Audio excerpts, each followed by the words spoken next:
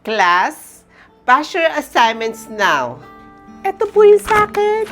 Ito po yung sa akin. Ito po yung sa akin. Ito po yung sa akin. Ito yung sa akin, teacher. Macho, nasaan ang assignments mo? At wala dito. Po?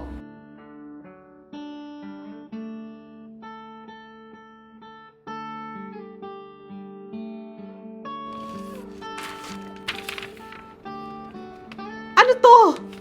Bakit mo nasagot to, Macho? Ilang beses mo na itong ginagawa ah? Sorry po, teacher. Hindi po kasi ako nakakabasa eh. Ha? Grade 4 ka na ha? Hindi ka pa rin nakakabasa?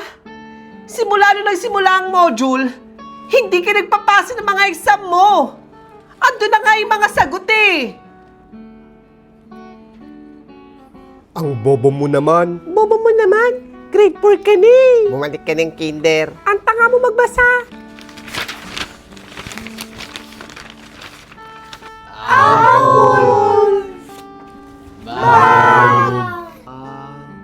Paul. Ang gagaling nyo ng bumasa ha. Sige nga, tignan ko nga kung magaling na talaga kayong bumasa, class. Macho, Teacher, hindi ko po alam eh. ano ba naman yan, Macho? Sobrang dali na nga lang dito ng mga pinapabasa ko sa inyo eh. Hindi mo pa rin mabasa? Hindi ka pa tinuturuan ng mga magulang mo? O ayan, dalhin mo yan sa inyo nang matuto ka magbasa.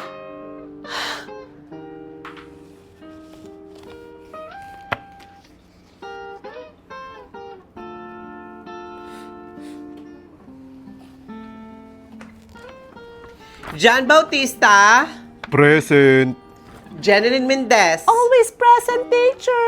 Arman Mendoza, Present. Jazz Macho, Present.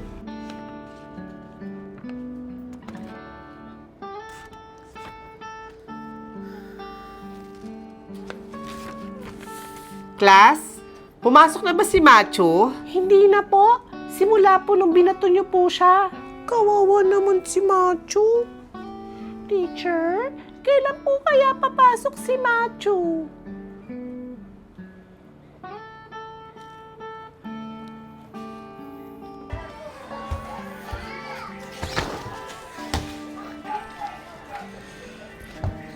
Mga bata, pwede yung bang magtanong sa inyo? Saan ba yung bahay ni Macho dito? Pasok po kayo doon. Salamat ha. Padaan muna ako.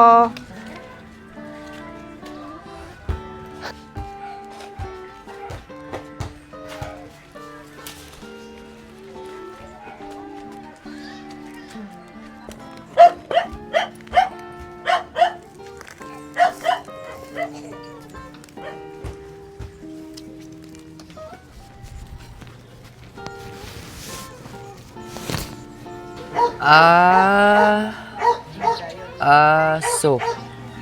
Lobo. Anak, pasensya ka na ha.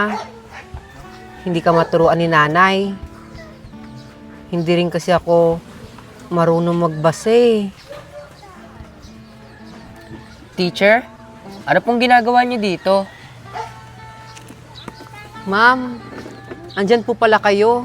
Pasok po kayo sa bahay namin.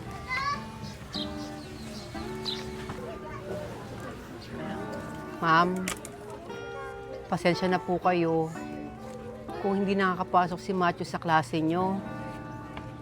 Hindi po kasi siya marunong magbasa. Hindi ko rin po maturuan dahil hindi rin po ako nakapagtapos ng pag-aaral.